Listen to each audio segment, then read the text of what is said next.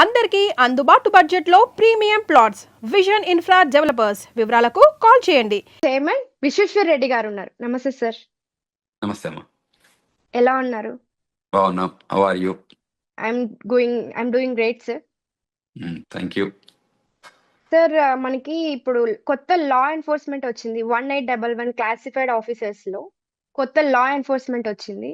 So అది ఎలా work అవుతుంది ఏంటి ఒకసారి చెప్తారా దాని గురించి? టిపికల్ గా యుఎస్సిఎస్ గైడ్ లైన్స్ ఇస్తుంది, యుఎస్సిఎస్ రూల్స్ మేక్ చేస్తుంది అనుకోండి. ఆ రూల్స్ లో ఏదైతే ఇంప్లిమెంట్ చేయడానికి లా ఎన్ఫోర్స్మెంట్ ఏజెన్సీస్ ని యూజ్ చేస్తుంటుంది అన్నట్టు. అంటే ఎవరైతే ఇక్కడికి లీగల్ గా ఇల్లీగల్ గా వచ్చి కంట్రీ లోపల పనిచేస్తున్న వాళ్ళు ఉంటారు కదా, ఆర్ రిజైడ్ అవుతున్న వాళ్ళని, if they are doing legality or illegality అని మనకు తెలియదు కదా, వాటిని ఏరివేయాలంటే మనం తప్పకుండా లా ఎన్ఫోర్స్మెంట్ ఏజెన్సీస్ని వాడుకోవాల్సి ఉంటుంది. ఇంతకుముందు ఐస్ ఉంటుంది, ఇమిగ్రేషన్ కస్టమ్ ఎన్ఫోర్స్మెంట్, అంటే ఇప్పుడు కూడా ఉంది, బట్ ఐస్ కానివ్వండి మిగతా డిపార్ట్మెంట్స్ ఏదైనా ఉంటే వాళ్ళు పంపిస్తారు ఏజెంట్లు. దాని బదులు ఇంకా in addition to that they are using 1811 agents, special agents అనుకోండి. సో వీళ్ళు ఏంటంటే వీళ్ళు కూడా గ్రౌండ్ లో ఎక్కడెక్కడైతే ఇమిగ్రేషన్ రూల్స్ ని వయలేట్ చేస్తారో, whether it is legal or illegal, illegal గా వచ్చి కంట్రీ లోపలికి వచ్చి ఓవర్ స్టే చేయడం కానీ అటువంటి ఏదైనా జరిగితే ఈ ఆఫీసర్స్ సైట్ ఆడిట్కి వెళ్తే లేకపోతే ఇన్స్పెక్షన్కి వెళ్తే అది ఎక్కడికైనా వెళ్ళొచ్చు. ఇప్పుడున్న కొత్త రూల్ ప్రకారం ఏంటంటే వాళ్ళు they can visit anywhere and they can find the people if they are there, then they will do proceedings. అంటే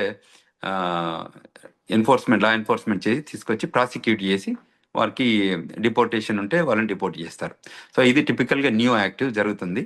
సో అది ఎక్కువ అంటే మోర్ ఇంప్లిమెంటేషన్ చేయడానికి ట్రంప్ అడ్మినిస్ట్రేషన్ 2.0లో చాలా బ్రహ్మాండంగా ఎఫర్ట్ పెడుతున్నారు. సో ఎవ్రీ సెక్టర్లో కూడా, ఇప్పుడు మేము వాషింగ్టన్ డీసీలో ఉంటాం, వాషింగ్టన్ డీసీలో కూడా ఇప్పుడు ఫెడరల్ ఏజెంట్స్ కానీ సెక్యూరిటీ కానీ బాగా బీపప్ చేశారు. సో ఇక్కడ కూడా చాలా జరుగుతున్నాయి ఈవెంట్స్.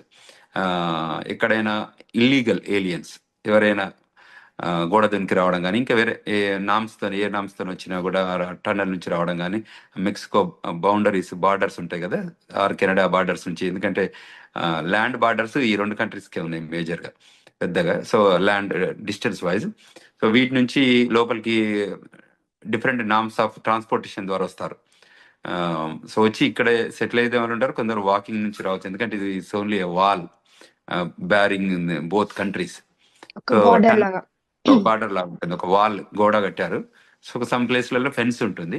సో వాటిని కూడా అక్కడక్కడ బ్రేక్ చేసుకొని కానీ లేకపోతే టన్నల్ రూపకంగా కానీ కింద టన్నల్ చేసుకుంటుంటారు వీళ్ళు. తర్వాత వాల్ ని జంప్ అవుతుంటారు. అంటే చాలా లాంగ్ బార్డర్ ఉంటుంది అన్నట్టు. అందులో సమ్ టైమ్స్ పోలీస్ ఆఫీసర్స్ లేని ప్లేసెస్ ఉంటాయి కదా, అక్కడ వాళ్ళు జంప్ కావడానికి ఆస్కారం ఉంటుంది. అట్లా వచ్చిన వాళ్ళందరినీ ఇప్పుడు ఈ ఆఫీసర్స్ కి నౌ దే ఆర్ డూయింగ్ చాలా థరో ఇన్వెస్టిగేషన్ చేసి ఇన్స్పెక్షన్ చేసి పట్టుకొని వాళ్ళని డిపోర్ట్ చేయడం. ఎండ్ గోల్ ఏంటంటే దీన్ని డిపోర్ట్ చేయడం. సో డిపోర్టేషన్ ప్రాసెస్ లో వాళ్ళు they use all the law enforcement agencies చూసి తర్వాత కోర్టు సిస్టమ్ ద్వారానే పంపిస్తారు. అంటే everything they do procedurally, but ఇది the departments are more inspection oriented ఇప్పుడు నౌ. అంటే ఎక్కడెక్కడ ఉన్నారో వాళ్ళని పట్టుకోవడానికి this is the process they follow. So and they are hired more people అన్నట్టు టు డూ ది యాక్టివిటీ. ఈ యాక్టివిటీ చేయడానికి ఆఫీసర్స్ కావాలి కదా, ఆ ఉద్దేశంతో దీన్ని రిక్రూట్మెంట్ జరగడం జరిగింది. ఓకే, దీనికి ఎలా వర్క్ అవుతుంది అంటారు సార్? అంటే టిపికల్ ఏంటంటే వీళ్ళు ఎక్కడైతే ఇప్పుడు రెస్టారెంట్లో కానీ, గ్యాస్ స్టేషన్లో కానీ, గ్రాసరీ స్టోర్లో కానీ, లేకపోతే కంపెనీస్లలో కానీ వాళ్ళు ఎక్కడైనా ఉండొచ్చు, వాళ్ళు పనిచేస్తూ ఉండొచ్చు, లీగల్ ఇల్లీగల్ కానీ ఏదైనా వాళ్ళు వెరిఫై చేస్తారు. అంటే ఇప్పుడు లీగాలిటీ ఉంటే అది wherever you name it, because this is an immigrant country కదమ్మా. ఎక్కడ ఏ డిపార్ట్మెంట్లో కూడా ఎక్కడ ఏం పని చేసినా కూడా అవి రెస్ట్రిక్షన్స్ ఏమన్నా ఉంటాయా సార్ దీనికి? రెస్ట్రిక్షన్స్ ఏముండే, ఎవరున్నా కూడా పట్టుకోవడమే అంతే. వాటిని తప్పకుండా ఐడెంటిఫై చేస్తారు, వెరిఫై చేస్తారు. అంటే డాక్యుమెంటెడ్ వర్కర్స్ అంటారు ఇక్కడ. టిపికల్ గా ఏంటంటే ఎవరైనా కూడా నాన్ ఇమిగ్రెంట్ ఏలియన్స్ అందరూ they have to hold the documentation.